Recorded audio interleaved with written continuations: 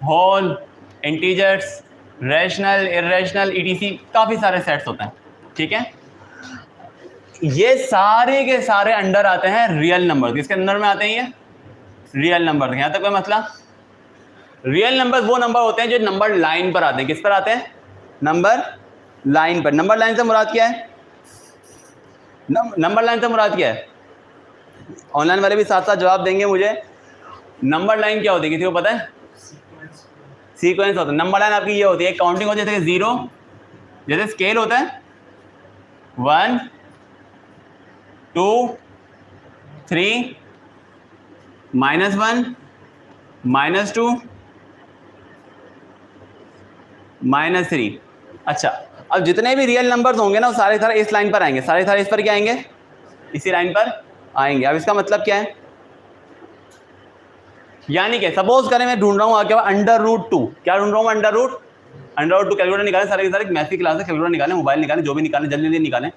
अब जरा मुझे जवाब बताइए कि चलो √2 को बाद में देखते हैं। 0.5 इस लाइन में कहां पर आएगा? 1 से थोड़ा पीछे, यहां पर मिलेगा 0.5। क्या हमारे पास? ये हमारे पास रैशनल नंबर है। कौन सा नंबर है ये? रैशनल, ठीक है। अच्छा, इंटीजर। और मुझे बताइए जरा, -3 मिलेगा इस लाइन के ऊपर? -3 मिलेगा? -0.2 मिलेगा? 0.2 होगा ना, माइनस का यहां पर होगा तकरीबन। यस और नो? यहां तक कोई मतलब किसी को? इजी है। इसी तरीके से सिंपल सा कॉन्सेप्ट है, यानी कि जितने भी रियल नंबर हैं सारे के सारे मुझे एक लाइन पर मिल जाएंगे। यस और नो? बट इमेजिनरी नंबर इस लाइन पर नहीं होते। इमेजिनरी नंबर इस लाइन पर, इमेजिनरी नंबर होते हैं यहां पर।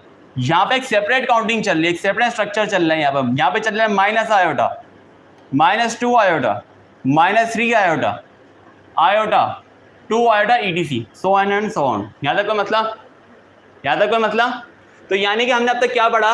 रियल नंबर हमारे रियल नंबर की लाइन पर होते हैं, इमेजिनरी हमारे इस लाइन पर होंगे। यस और नो? यानी कि रियल हमारे x एक्सिस पर है, इमेजिनरी हमारे y एक्सिस पर है।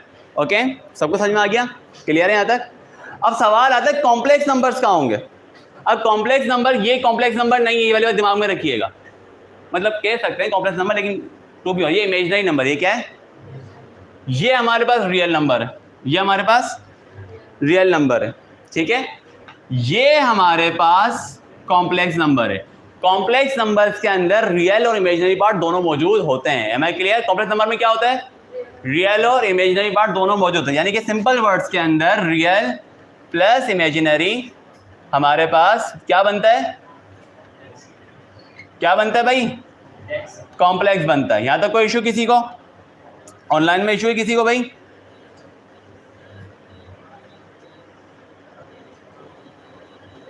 बेटा हमारी ये लाइव क्लास ही चल रही है आपकी ना, ग्रुप में लिंक नहीं आया। मैं आपकी मिसाल नहीं समझा आपके ना। ग्रुप में अगर लिंक नहीं आया तो इसी का लिंक ग्रुप में भेज दें आप ना। मैंने भेजा वैसे ग्रुप में लिंक तो ना।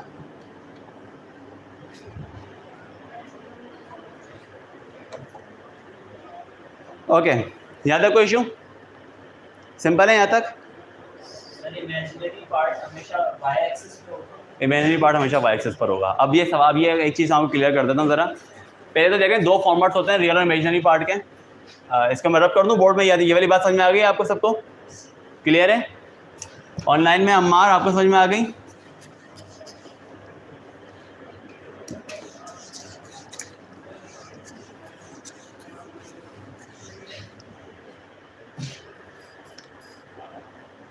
ओके, अब मेरी बात गौर से समझिएगा। हमने ये एक्सेस बनाया था, ये वाली बात क्लियर हो गई आपकी कि आपके रियल नंबर्स इस लाइन पर होते हैं। यहाँ पर क्या होंगे? रियल होंगे, इमेजिनरी आपके इस लाइन पर होंगे, कॉम्प्लेक्स इस एरिया में होंगे। ये कॉम्प्लेक्स पेयरिंग कहलाती है। जैसे कि 2 ये रियल नंबर है, 2 आयोटा इमेजिनरी नंबर है, 2 + 2 आयोटा आपको यहाँ मिलेगा। बात समझ में आ रही नहीं आ रही? इजी है यहाँ तक? क्लियर है? ओके, सर फेस को कॉल करिए, ठीक है, उनसे बोलिए लाइव क्लास स्टार्ट हुई है, सबको स्टूडेंट को लिंक मिल गया उनका, कंफर्म कर लें उनसे ना, ठीक है, या मैसेज लाजमी कर दें। ओके, यहाँ तक कोई इशू किसी को? आगे बढ़ें। रियल पार्ट समझ में आ गया, इमेजिनरी पार्ट समझ में आ गया नहीं आ गया? अच्छा, इमेजिनरी पार्ट का सबसे छोटा यूनिट होता है आयोटा, और आयोटा हमेशा बराबर होता है -1 रूट के। तो अगर मैं आयोटा स्क्वायर करूँगा तो ये ऑटोमेटिकली रियल हो जाएगा। ऑटोमेटिकली क्या हो जाएगा हमारे पास? यहाँ तक कोई इशू? अच्छा, अब कॉम्प्लेक्स नंबर को लिखने के दो तरीके होते हैं। कितने तरीके होते हैं? अच्छा, ऑनलाइन वालों आप जरा मुझे ये बताइए, आप लोगों को भी समझ में आ रहा है नहीं आ रहा? नाम बताएं अपने सारे के सारे ना। अब जैसे कि ये हमारे पास एक तरीका लिखने का, क्लियर है? अब इस तरीके में क्या इशू है? कोई भी इशू नहीं, सिंपल सीधी बात है। इसको लेकिन हम इसको इस तरीके, ये कहलाता है हमारा a plus iota B format, a plus B iota format कहलाता है। यहाँ तक कोई मसला? दूसरा तरीका होता है, सेम यही चीज़ है, उसमें हम लिखते हैं 2,2। इसमें हमें ऑटोमेटिकली पता होता है जो पहला वाला पार्ट है वो रियल है, दूसरा वाला पार्ट हमेशा क्या है हमारा माइनस है। ठीक है, ये कोऑर्डिनेट फॉर्म कहलाती है, ये a plus iota B form कहलाती है। ओके, एक और सवाल समझाता हूँ। जैसे कि मेरे पास लिखा हुआ है 3 - 4 आयोटा, तो इसको हम लिखेंगे 3, -4। M I clear? क्लियर है? यहाँ तक कोई इशू?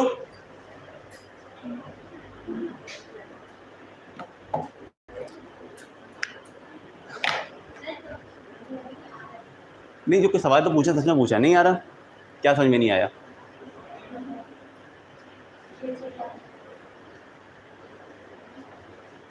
यस,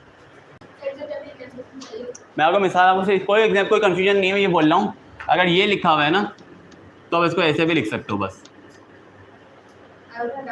हाँ, बस ये वाली बात याद रखिएगा, जो आयोटा वाला नंबर होता है वो हमेशा दूसरा होता है, वो हमेशा क्या होगा? दूसरा। अगर आपने इसको इस तरीके से लिखा है, अगर आपने इसको इस तरीके से लिखा है तो जब इस फॉर्म में जाएगा तो इसको स्टिल रियल वाला पार्ट पहले, इमेजिनरी वाला पार्ट बाद में। क्लियर है? ब्रैकेट वाली फॉर्म में, कोऑर्डिनेट वाली फॉर्म में रियल पार्ट हमेशा पहले आता है, इमेजिनरी पार्ट हमेशा बाद में आता है। Okay, am I clear? कोई मसला है यहाँ तक? सबको क्लियर है? आगे बढ़ते हैं।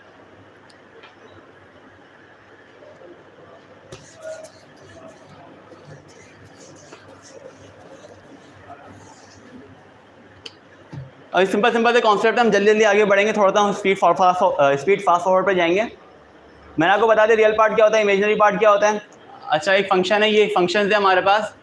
अगर आपके पास लिखा हुआ है 2 + 3 आयोटा, अगर मैं इसके ऊपर अगर मैं इसको इस तरीके से लिखूँ, ये z = 2 + 3 आयोटा है।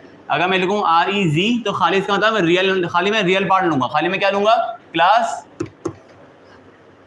अगर मैं ये लिख रहा हूँ तो इसका मतलब मैं खाली रियल पार्ट लूँगा, खाली क्या लूँगा? और रियल पार्ट क्या हमारा? खाली 2 है। यहाँ तक कोई इशू? और अगर मैं खाली ये लिखूँ IMZ तो मैं क्या लूँगा? खाली इमेजिनरी पार्ट लूँ, जो कि क्या है मेरा? खाली 3। क्लियर है यहाँ तक? कोई मसला है यहाँ तक? समझ में आ रहा है? नहीं समझ में आ रहा? ओके, क्या समझ में नहीं आ रहा? मैं ये बोल रहा हूँ कि मेरे पास एक कॉम्प्लेक्स नंबर है z। कॉम्प्लेक्स नंबर क्या है? z। मैं जब इसको इस तरह से लिख रहा हूँ ना, RE का मतलब है, RE का मतलब क्या है? REZ, यानी कि z का खाली रियल पार्ट, z का खाली रियल पार्ट। INZ यानी कि z का खाली इमेजिनरी पार्ट। ओके, ऑनलाइन में सबका समझ में आ रहा है? अब बेटा क्लास स्टार्ट हो रही है तकरीबन ना, ज़्यादा को इतना फास्ट नहीं है। मैंने खाली बेसिक कॉन्सेप्ट बताएं, रियल नंबर क्या होता है, इमेजिनरी नंबर क्या होता है। ओके, और वही चले, क्लास ज़्यादा स्टार्ट हो, टाइम नहीं हो ज़्यादा ना। ओके, अब कॉन्जुगेट का मतलब क्या है? जैसे कि मैंने देखा z की वैल्यू है 1 + 6 आयोटा। ये क्या है? एक कॉम्प्लेक्स नंबर। ये क्या है? मैं इसे कॉन्जुगेट अप्लाई कर रहा हूँ। क्या अप्लाई कर रहा हूँ मैं? कॉन्जुगेट अप्लाई करने का तरीका क्या था? बार लगा दी मैंने। क्या लगा दी? बार। जब मैं बार इधर लगाऊंगा तो बार इधर भी लगेगी। अब कॉन्जुगेट हटाने के लिए हम क्या करते हैं? हम खाली साइन चेंज कर देते हैं। खाली किसका? इमेजिनरी पार्ट का। खाली किसका साइन चेंज करेंगे? इमेजिनरी पार्ट पर। ओके, याद है? कोई इशू? क्लियर है सबको? दोबारा देख लें ज़रा। मेरे पास एक नंबर लिखा हुआ है 1 + 6 आयोटा, मुझे इसका कॉन्जुगेट लेना है, इसका आंसर होगा 1 - 6 आयोटा। क्लियर है यहाँ तक?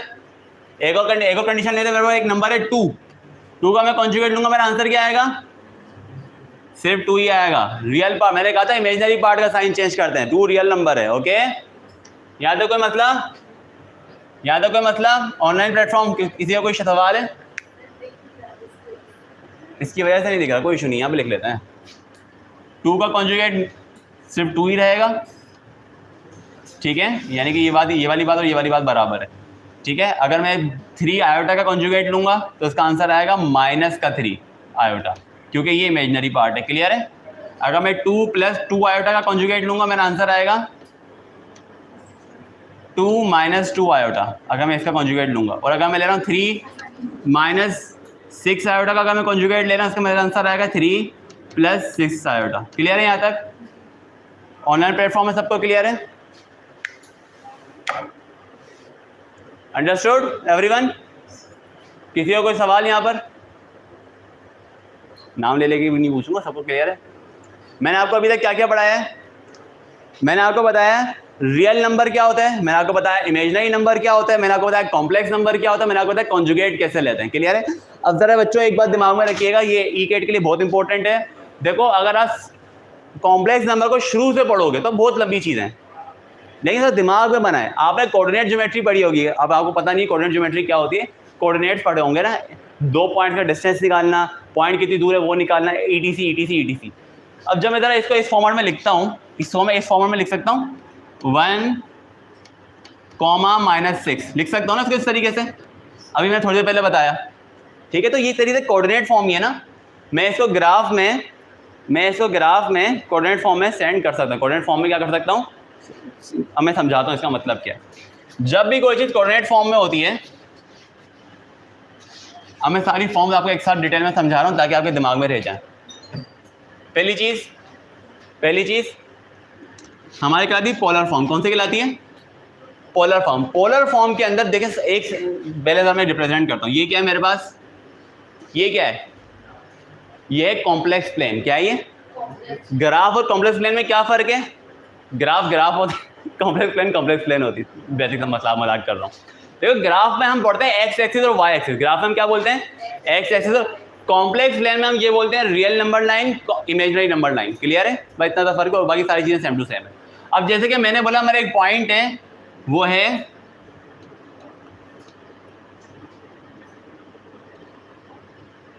एक इमेजिनरी नंबर है मेरे पास, उसका कोऑर्डिनेट है हमारे पास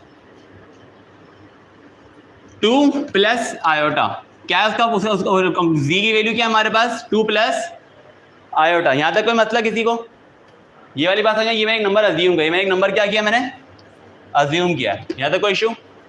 अब मैंने क्या करा, मैंने इसको इस पे प्लॉट करने से मैंने क्या करना है, तो प्लॉट मैं कैसे करूंगा भाई? ये तो मैं पता है ना 2, 1 के बराबर है। किसके बराबर है? 2, यानी कि एक्स एक्सिस में 2 और वाई एक्सिस में 1। ये मेरा प्लॉट हो गया। यहाँ तक कोई इशू? सबको समझ में आ गया ये वाली बात? नहीं आई? मैं एक और मिसाल देता हूँ। सपोज का एक कॉम्प्लेक्स नंबर, इसको मैं Z1 बोल देता हूँ। ये मेरा पॉइंट है Z1। मैं एक नया नंबर बता रहा हूँ, जैसे कि इसको बोलना Z2 ताकि आसानी हो जाए। इसकी वैल्यू है हमारे पास 4 + 3 आयोटा। 4 + 3 आयोटा। यहाँ तक कोई मतलब किसी को? अब मैं इसको इस तरीके से लिख सकता हूँ 4, 3। ऑनलाइन वालों को समझ में आ रही है ये वाली बात? इसको मैं इस तरीके से लिख सकता हूँ। यस। अब मैं इसको इस तरीके से प्लॉट करूँगा 1, 2, 3, 4, 3, 1, 2, 3, यानी कि ये लगेगा यहाँ पर। कोई मतलब? ये हमारा Z2 है। अंडरस्टूड?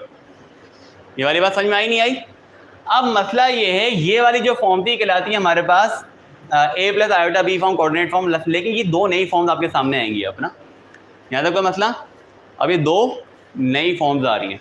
अब ये फॉर्म्स क्या करती हैं? ओके, अगर किसी को कोई सवाल है तो मुझसे कर लें, बार बार बोल रहा हूँ। कोई सवाल है? कोई सवाल है? पक्का? ठीक है। ऑनलाइन वालों को कोई सवाल हो तो कर लीजिएगा कमेंट्स के अंदर ना। अब मसला ये है कि मैंने अभी क्या करा, मैंने आपको बताया कि 4 कहाँ पर है और 3 कहाँ पर है। 4, 3। दूसरा तरीका क्या था, समझिएगा ज़रा। दूसरे तरीके में क्या कर सकता हूँ, मैं बता सकता हूँ कि यहाँ से लेके यहाँ तक की दूरी कितनी है और ये एंगल कितना है। ये वाली बात समझ में आ रही नहीं आ रही? नहीं आ रही? मैं मिसाल आपको दे रहा हूँ। मैंने ये नुक्ता लगाया था। कैसे लगाया था कि मैं इतना चला, इतना चला, इतना चला, इतना चला, फिर इतना चला, इतना चला, इतना चला, ये लगाया था ना। 4 कदम सीधे हाथ पे, 3 कदम ऊपर। यस और नो? 4 कदम सीधे हाथ पे, 3 कदम ऊपर। यस। दूसरा तरीका क्या होता है, उसके अंदर मुझे ये पता हो कि मुझे कितना दूर जाना है, कितना और कितने एंगल पे जाना है,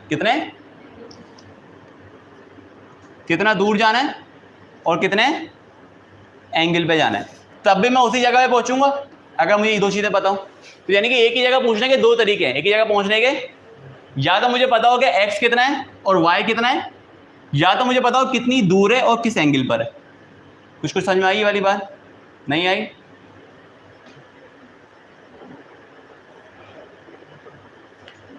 बेटा मुझसे सवाल करें कमेंट के अंदर कि सर दाऊद का टेस्ट कैसा आएगा, इजी या हार्ड?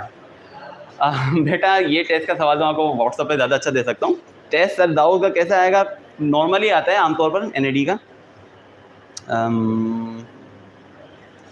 एनएडी के मुकाबले थोड़ा सा हार्ड होता है वैसे ना, टू बी ऑनेस्ट ना। बाकी डिटेल में बात करनी तो मुझे मैसेज पे बात कर लीजिएगा। कोई सब्जेक्ट रिलेटेड सवाल हो तो मुझसे पूछें। हद होती है। ओके, इशू यहाँ तक कोई? सबको क्लियर है? सबको क्लियर है? क्लियर नहीं है ना? लेकिन ये वाली बात अगर क्लियर नहीं हुई ना तो आपको बहुत ज़्यादा दिमाग में घिचपिच हो जाएगी। ये वाली मैं बार बार इसी में रुका हुआ हूँ यहाँ पर ना। देखो एक सवाल है मेरा, 1 कदम 2 कदम 3 कदम 4 कदम, 1 कदम 2 कदम 3 कदम, यहाँ पहुँच गया मैं। इससे अच्छा का मुझे पता हो 1 कदम 2 कदम 3 कदम 4 कदम 5 कदम, तब भी मैं वहीं पहुँचूंगा। बस ये एंगल सही होना चाहिए ना, बस ये क्या होना चाहिए, एंगल। अगर ये एंगल बढ़ा दूंगा तो मैं यहाँ पहुँच जाऊँगा, और बढ़ा दूंगा तो मैं यहाँ पहुँच जाऊँगा, कम कर दूंगा तो मैं यहाँ पहुँच जाऊँगा। यस और नो?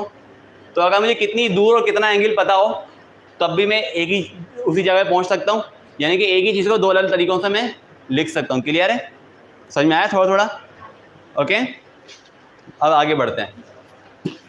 तो इसको हम बोलते हैं पोलर फॉर्म। कौन सी फॉर्म बोलते हैं? पोलर फॉर्म को लिखने का तरीका क्या होता है? जैसे कि हमारा एक नंबर था वो मैंने लिखा हुआ था 4 + 3 आयोटा। क्लास एक नंबर था हमारा 4 + 3 आयोटा, 4 + 3 आयोटा। मैं इसको लिखना चाह रहा हूँ पोलर फॉर्म में। कौन सी फॉर्म में? इसका हम बोलते हैं पोलर कार्टेशियन फॉर्म। लंबी चौड़ी बात है। इसका तरीकेकार क्या? मुझे आर पता होना चाहिए। क्या पता होना चाहिए? और मुझे पता होना चाहिए थीटा क्या है। मुझे क्या पता होना चाहिए? थीटा क्या है। यहाँ तक कोई इशू किसी को? यहाँ तक कोई मसला किसी को? अच्छा, ये बड़ा सिंपल सा है, आपको लोगों को इतना मुश्किल लग रहा हो। आर हमारा सिंपल क्या है? मॉड्यूलस। आर हमारा क्या है? पहले मैं आपको आर निकालना सिखा रहा हूँ। ओके, आर निकालने के लिए आपने क्या करना है? अच्छा, आर बोले या फिर ये बोले, दोनों एक ही बात है। क्लियर है? आर बोले या जी मॉड्यूलस बोले, दोनों बातें एक ही है। इसका मतलब क्या है? हमारे पास पहली वाली वैल्यू का स्क्वायर, दूसरी वाली वैल्यू का स्क्वायर और होल अंडर रूट। इसका मतलब क्या है? 16 + 9 होल अंडर रूट यानी कि अंडर रूट 25 यानी कि 5। आर निकाल लिया मैंने, आर। ओके, ऑनलाइन में सबको समझ में आ रहा है? सब दिख रहा है? यहाँ तक कोई इशू किसी को? ये वाली बात समझ में आई? ये वाली बात समझ में आई? नहीं आई? मॉड्यूलस निकालना आ गया। अब हमें सिर्फ एंगल निकालना है। हमें क्या निकालना है? एंगल। क्या निकालना है हमें? अच्छा, एंगल निकालने का तरीका क्या है? वो भी बड़ा सिंपल है। आपने क्या करना है? आपने लेना है टेंजेंट थीटा, सॉरी थीटा की जो भी वैल्यू होगी वो होगी हमारे पास टेंजेंट इनवर्स। क्या होगी बच्चों? देखिए, tangent inverse imaginary upon real, यानी कि B/A, यानी कि टेंजेंट इनवर्स 3/4। यहाँ तक कोई मतलब किसी को? देखें, मैं थोड़ा यहाँ पे सवाल समझा देता हूँ। पहले तो आपको मॉडुलस निकालने का तरीका समझा रहा हूँ।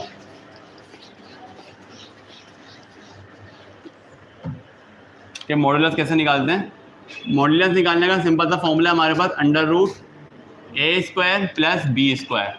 ए हमारा रियल पार्ट होता है, बी हमारा इमेजिनरी पार्ट होता है। बस इतना समझ लें आप ना। और कुछ पूछना है इसके अंदर? देखें ज़रा, जैसे कि हमें लिखा हुआ है 2 + 3 आयोटा।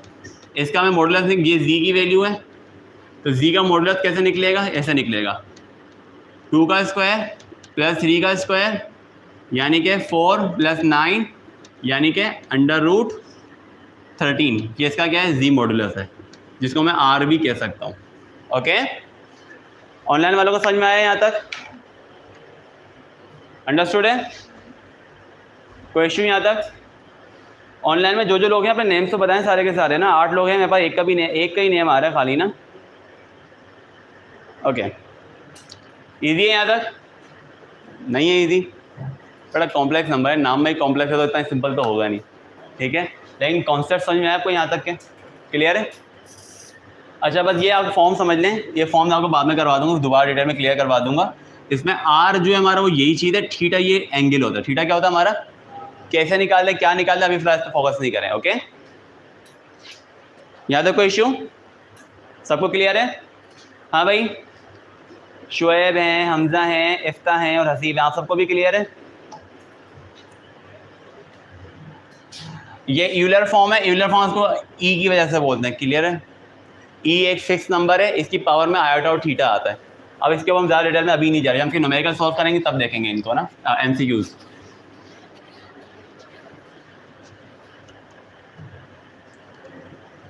ओके भाई, ये तो पता है आपको, 2 + 3 आयोटा है, प्लस करना है 4 + 2 आयोटा, 2 में 4 प्लस होगा, 3 में 2 प्लस होगा, यानी कि रियल पार्ट और इमेजिनरी पार्ट अलग अलग होते हैं, ठीक है।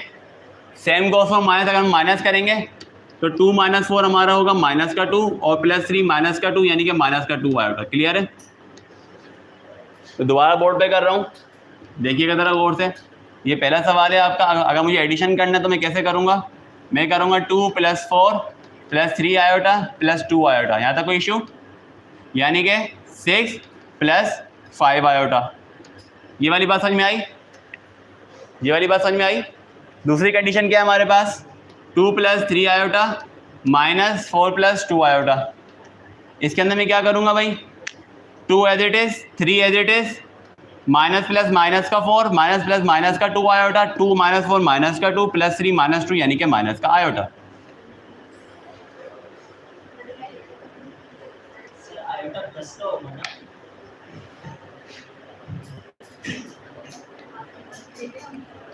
ओके, क्लियर है यहाँ तक एवरीवन? समझ में आया यहाँ तक? एडिशन समझ में आया? ये सवाल कॉपी कर लें, ये बेसिक बच्चों वाले करवा में इसलिए ना कि एमसीक्यूज के अंदर तेजी से करने पड़ते हैं, ओके। एडिशन समझा दिया मैंने आप लोगों को, एडिशन समझा दिया, सब्ट्रैक्शन समझा दिया, कॉन्जुगेट समझा दिया और मॉडुलस समझा दिया। हमने अभी तक क्या क्या पढ़ा है? यस, हमने पढ़ा है मॉड्यूलस, मॉड्यूलस ये था हमारा ना, ठीक है। हमने पढ़ा है मॉड्यूलस, हमने पढ़ा है कॉन्जुगेट,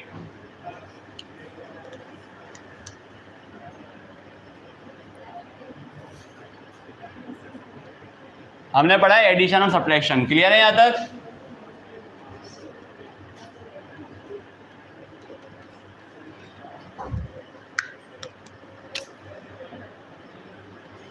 इजी है?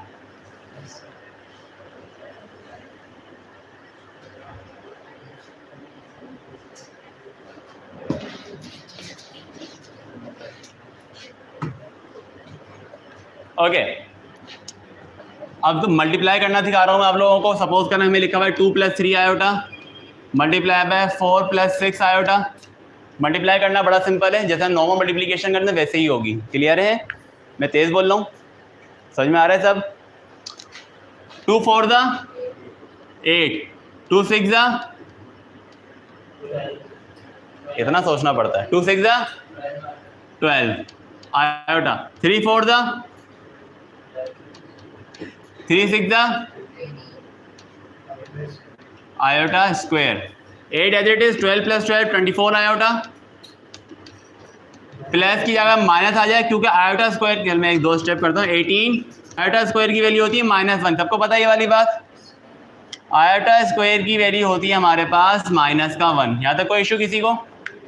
तो हमने क्या करा, 8 - 18 + 24 आयोटा, यानी कि -10 + 24 आयोटा। यहाँ तक कोई इशू किसी को?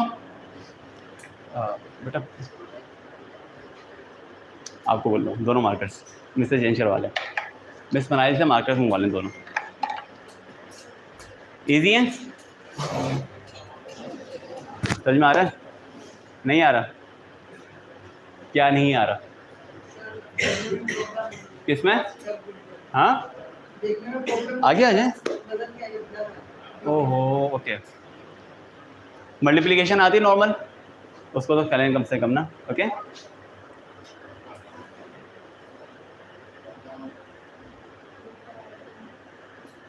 चलें,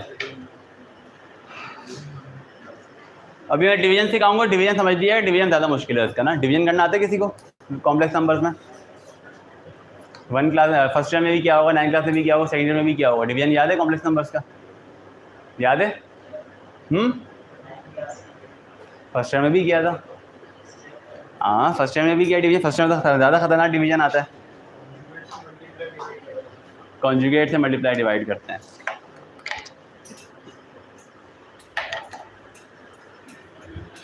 ओके चलें, आपको डिवीजन सिखा रहा हूँ। मल्टीप्लिकेशन किसी को कॉपी करना तो कर लें।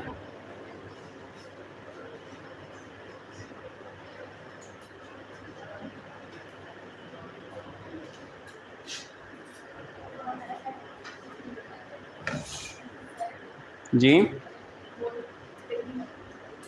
हाँ मेट्रो परेशान नहीं हो।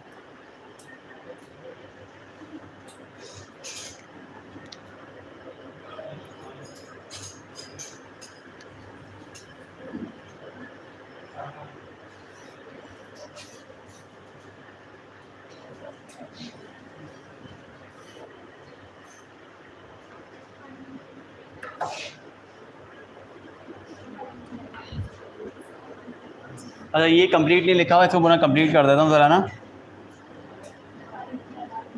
जी बेटा आ जाए, ठीक है।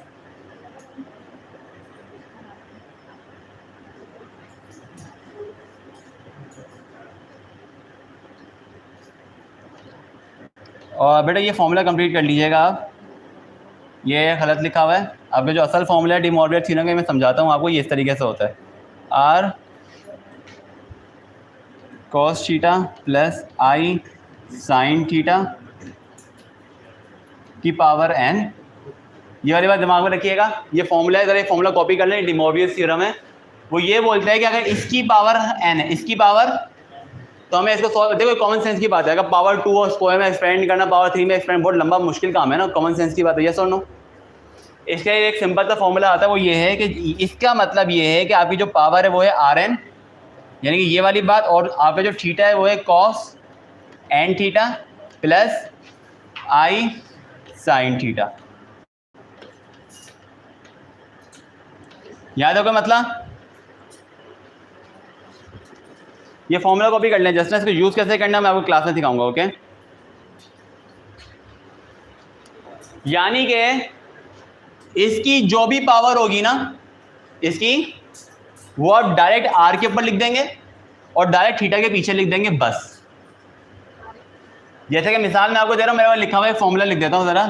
2 cos pi plus iota sine pi की पावर 4। अगर ये लिखा हुआ है ना, तो लंबा चौड़ा, इस पूरे की पावर 4, इसको पूरा एक्सपेंड करने के बजाय ए प्लस बी का होल स्क्वायर, फिर दोबारा एक्सपेंड करो, उसके लिए मैं डायरेक्ट क्या लिख सकता हूँ?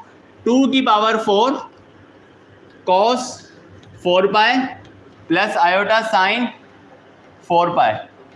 याद है कोई मतलब? ये वाली बात समझ में आ रही नहीं आ रही? ये डी मॉर्गन थ्योरम है और ये उसकी एग्जाम्पल है।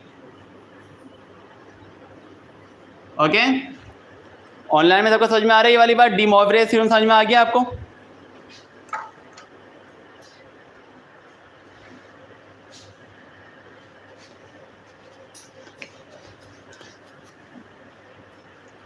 डी मॉर्गन थ्योरम, ये थ्योरम समझ में आया? नहीं आया? एक एग्जाम्पल और करवाऊं? यस,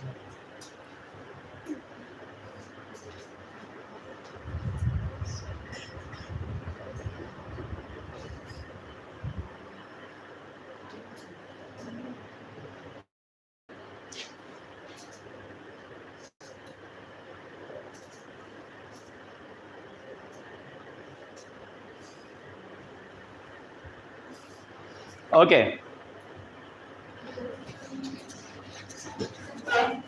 यस, हाँ एग्जाम्पल और करवा रहा हूँ मैं। देखो कंडीशन दी है, ये 3 ये आर की वैल्यू है, ठीक है। ये फॉर्मूला होता है r cos theta plus i sine theta की पावर एन। मैंने लिखा आर की यहाँ पे मैंने 3 लिखा है, कॉस की यहाँ मैंने लिखा है सपोज करें पाई अपॉन 3, ठीक है। थीटा कुछ भी हो सकता है। आयोटा की जगह लिखा है साइन पाई अपॉन 3, और n की वैल्यू में लगा दी 4। यहाँ तक का मतलब, यहाँ तक समझ में आया? इसका तरीकेकार क्या होगा, ये इसके बराबर होगा 3 की power 4 cos 4 pi upon 3 plus iota sine 4 pi upon 3। Simple है, यानी कि पावर r पर भी चली जाएगी और थीटा के बराबर में भी आ जाएगी, बस और कुछ भी नहीं है इसके अंदर। क्लियर है? ये डी, इस थ्योरम का नाम क्या है? De Moivre's theorem. Okay, okay, सबको समझ में आ गया ऑनलाइन में? यस एवरीवन, आप लोगों को समझ में आ गया फिजिकल में? ओके, मैं एक बार दोबारा समझा रहा हूँ, क्लास फोकस कर लिएगा दोबारा। देखिए ये हमारा डी मोइवरेस थ्योरम ये कहता है कि, इधर देखना जरा, पूरा बोर्ड पे लिख देता हूँ। हमारे डी मोइवरेस थ्योरम ये बोलता है कि r cos थीटा, यानी कि पोलर फॉर्म में कोई वैल्यू लिखी हुई है इस तरीके से, ये कौन सी फॉर्म है? ये पोलर फॉर्म है। इसकी कोई भी पावर हो, इसकी कोई भी पावर हो, वो r पे सेपरेट आएगी, ठीक है, और थीटा के बराबर में आ जाएगी, थीटा के आयोटा साइन एन थीटा। इसका मतलब यानी कि अगर r की पावर सपोज करें इधर मैं थीटा की जगह पे लिखता हूँ पाई, और इस थीटा की जगह पे लिखता हूँ मैं पाई, इस r की जगह पे लिखता हूँ 6 और n की जगह पे लिखता हूँ 2, तो इसका मतलब क्या होगा? 6 की पावर 2, थीटा की जगह पे पाई और n की जगह पर 2, थीटा की जगह पर पाई और n की जगह पर 2। ये दोनों बातें क्या हैं? बराबर है। क्लियर है? सबको क्लियर हो गया? आगे बढ़े। ओके, अब मैंने डिवीजन नहीं सिखाया, जरा डिवीजन कर लेते हैं। अच्छा, एक बात याद रखिएगा बच्चों, आपकी नेक्स्ट टाइम क्लास दोबारा रिपीट करवा रहा हूँ, ऑनलाइन वालों को भी बता रहा हूँ। नेक्स्ट क्लास आप लोगों की एक्सटेंडेड होंगी, इस बार आपकी 1 घंटे की क्लास है, 1 घंटे की तकरीबन क्लास है। नेक्स्ट टाइम से कितने घंटे की होगी? नेक्स्ट वीक से कितने घंटे की है? 1.5 से 2, 1.5 से 2 बता रहा हूँ पहले ही ना।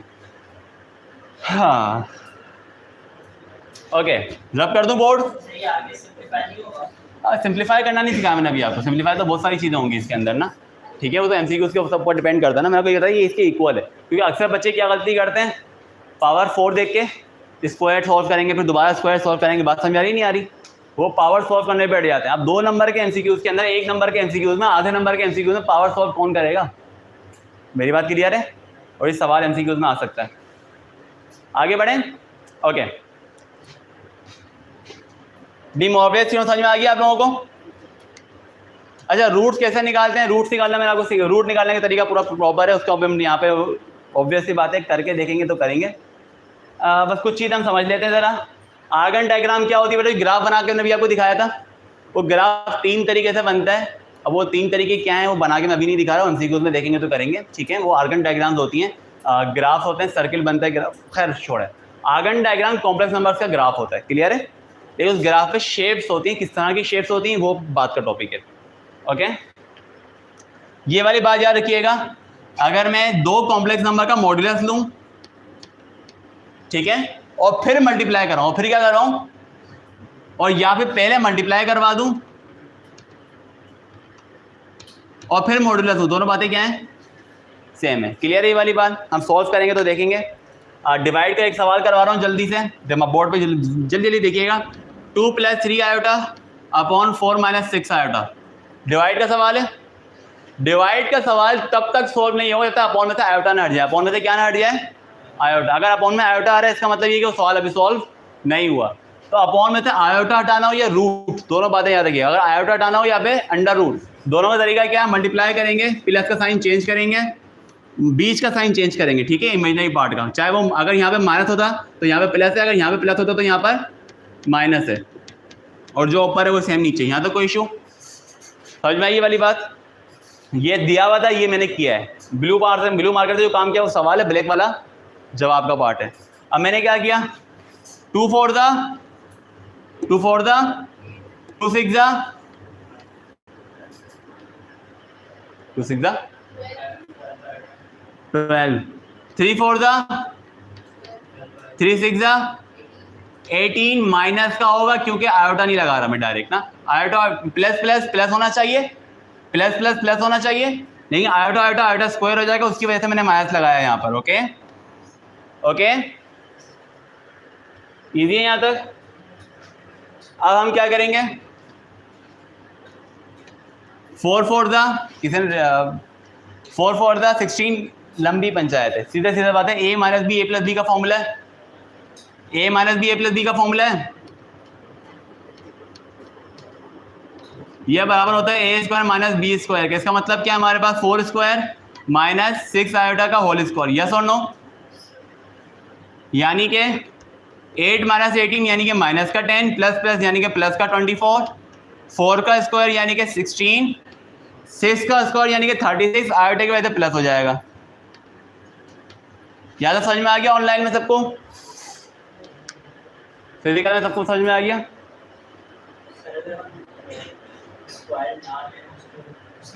एक ही बात है, आंसर फिर भी यही आएगा, थोड़ा स्ट्रेस बढ़ जाएंगे, ठीक है, क्योंकि वो एक वैल्यू प्लस में आएगी, एक वैल्यू माइनस में आएगी, कट जाएगी। जैसे कि 6 4 दा 24, 6 4 दा 24, एक प्लस का है, माइनस का है, कैंसिल हो जाएगा, ठीक है। तो ये शॉर्टकट मेथड में इसलिए करवाता हूँ। इसका आंसर क्या है हमारे पास, मैं आंसर लिख रहा हूँ, माइनस का 10 अपॉन 52 प्लस 24 आयोटा अपॉन 52। सबको समझ में आ गया डिवाइड कैसे करते हैं? क्लियर है? कॉन्सेप्ट क्लियर है? इजी है?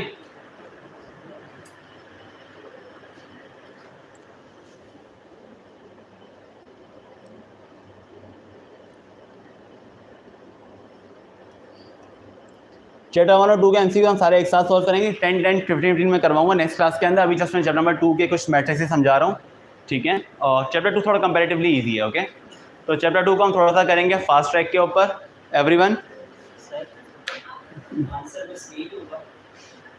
आयोटा हट गया अपॉन में से, इसका दूसरे तरीके से भी लिख सकते हो चाहो तो,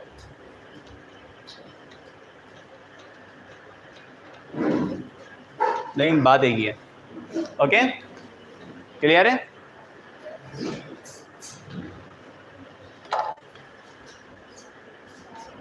बेटा ये ई-कैट की क्लास चल रही है, ई-कैट मैथ्स की। हाँ अच्छा बेटा थोड़ा जल्दी जल्दी करते हैं थोड़ा सा ना। Chapter number 2 matrices. Matrix, matrix क्या होता है? मैट्रिक्स रोज और कॉलम की बनी हुई एक ग्रिड होती है, जिस ताकि हम कैलकुलेशन को इजीली सॉल्व कर सकें। दोबारा बोल रहा हूँ, मैट्रिक्स रोज एंड कॉलम की एक ग्रिड होती है, जिस ताकि हम उसको यूज क्यों करते हैं, ताकि हम कॉम्प्लेक्स इक्वेशंस को सिंपल तरीके से रिजॉल्व कर सकें। कैसे करते हैं वो बात का टॉपिक है, लेकिन मैट्रिक्स इस तरीके का बना हुआ होता है। 2 A B C D, ये मैट्रिक्स है आपका। अब मैट्रिक्स की काफ़ी सारी टाइप्स होती हैं, ये हमारे पास रोज हैं, ये हमारे पास कॉलम है।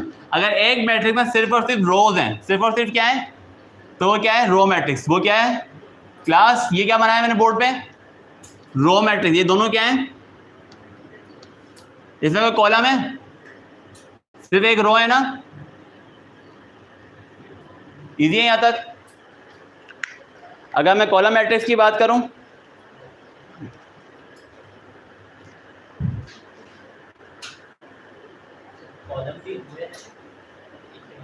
मतलब कि एक रो, वो समझ गया आपकी बात, मुझे मालूम थी सवाल, इसमें एक रो होती है, वो रो मैट्रिक्स है। क्लियर है?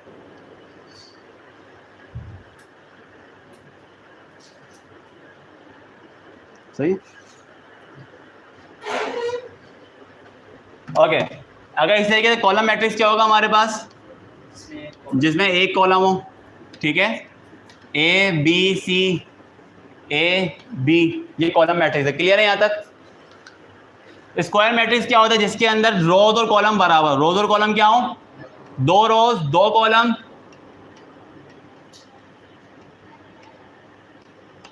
ये भी स्क्वायर है। क्लियर है? इजी है? यहां तक कोई मसला? डायगोनल मैट्रिक्स क्या होता है हमारे पास, जिसके अंदर जो चीज सीध में नहीं आ रही है सब जीरो, वो सब क्या हो, ये डायगोनल मैट्रिक्स। ये क्या है, डायगोनल। ये क्या है हमारे पास, डायगोनल मैट्रिक्स। स्केलर मैट्रिक्स क्या है, जिसके अंदर ये तीनों चीजें सेम हो, 2 2 2, तो ये क्या हो जाएगा हमारे पास, स्केलर मैट्रिक्स। यहां तक कोई इशू किसी को? ऑनलाइन वालों को समझ में आ रहा है यहां तक? इजी है? ओके, आगे बढ़ते हैं। अच्छा, अब अगर ये वाले एलिमेंट सारे के सारे वन हो, सारे के सारे क्या हो, वन हो, तो ये हमारा क्या कहलाएगा, ये हमारा कहलाएगा आइडेंटिटी मैट्रिक्स। क्या कहलाएगा, आइडेंटिटी मैट्रिक्स। यहां तक कोई मतलब समझ में आ रहा, नहीं आ रहा, नहीं आ रहा? यानी कि एक रो है तो रो मैट्रिक्स, एक कॉलम है कॉलम मैट्रिक्स, रो और कॉलम बराबर है स्क्वायर मैट्रिक्स, बीच की चीज को छोड़कर सब जीरो है डायगोनल मैट्रिक्स, बीच की सारी चीजें बराबर है तो स्केलर, बीच की सारी चीजें वन है तो आइडेंटिटी। ठीक है, आइडेंटिटी मैट्रिक्स बड़ा इंपॉर्टेंट होता है, ये बहुत इंपॉर्टेंट मैट्रिक्स है। आइडेंटिटी मैट्रिक्स आप मल्टीप्लाई करोगे तो कोई फर्क, आइडेंटिटी क्या होती है, आइडेंटिटी वो नंबर होता है जिस पे कोई ऑपरेशन अप्लाई करो तो कोई फर्क ना पड़े। मल्टीप्लाई की आइडेंटिटी क्या होती है, वन। मल्टीप्लाई की आइडेंटिटी क्या होती है, 2 वन दा 3 वन दा, कोई फर्क पड़ा। एडिशन की आइडेंटिटी होती है जीरो, क्या होती है, 2 माइनस 2 प्लस 0 2, 4 प्लस 0 4, यानी कि क्या ना, एडिशन की आइडेंटिटी जीरो है, ठीक है, और मल्टीप्लिकेशन की आइडेंटिटी 1 है, और इसकी आइडेंटिटी ये मैट्रिक्स है। कोई इशू यहाँ तक ऑनलाइन वालों, यहाँ तक कोई मतलब? इक्वल का मतलब, इक्वल मैट्रिक्स का मतलब क्या होता है हमारे पास, जानिए जिसके अंदर दो चीजें बिल्कुल बराबर हो, जैसे क्या, ये बड़ा बचकाना सा है, 2 3 4 5, 1 + 1 1 + 2 1 + 3 1 + 4, ये दोनों बराबर हैं, दोनों बराबर है, इक्वल है। क्लियर, ये दोनों इक्वल मैट्रिक्स हैं। इजी है यहाँ तक, यहाँ तक कोई मतलब क्लियर है सबको?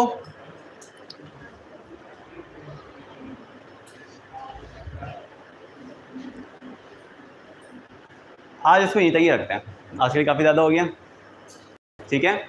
अच्छा, मैं आप लोगों को कुछ फाइल वगैरह सेंड करूँगा, गुरु जो लोग हमारे जो ऑनलाइन भी व्यूअर्स हैं, बेटा एक बात नोट कर लें, ये आप लोगों के काम के लिए लिखवा रहा हूँ, ये मेरा पर्सनल नंबर है,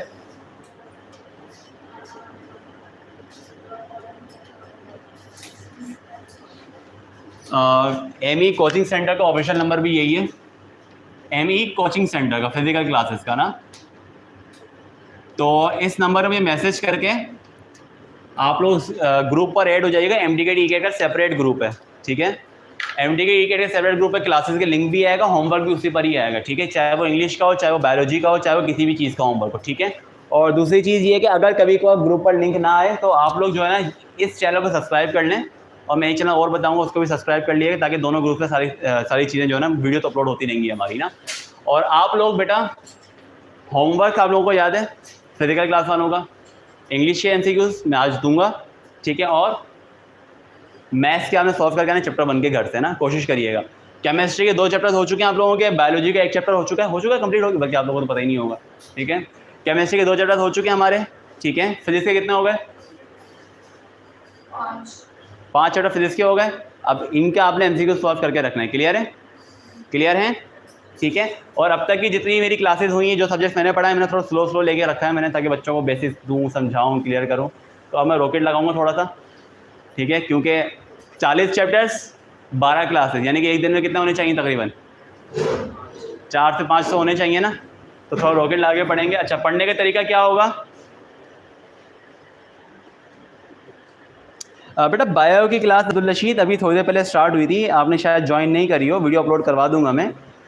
इससे पहले बायोलॉजी की क्लास थी, मैथ से पहले ना, ओके। अच्छा, दूसरी चीज़ ये है कि मेरी बात समझिएगा ज़रा, मेरा पढ़ाने का तरीका बहुत सिंपल है बेटा। मैथ हो सकता है मैं सर खुबैब को या किसी नए टीचर को दूँ प्रॉपर ना, हायरिंग चल रही है उसकी ना, ये मैं पढ़ाऊँगा, एमसीक्यूज आप करेंगे, चेक मैं करूँगा, क्लियर है। पहले मेरा काम, फिर आपका काम, फिर और यही चलेगा हर सब्जेक्ट की टीचर के साथ। Am I clear? तो एमसीक्यू सॉल्व करें और आगे बढ़ें। अल्लाह हाफ़िज़ बच्चों।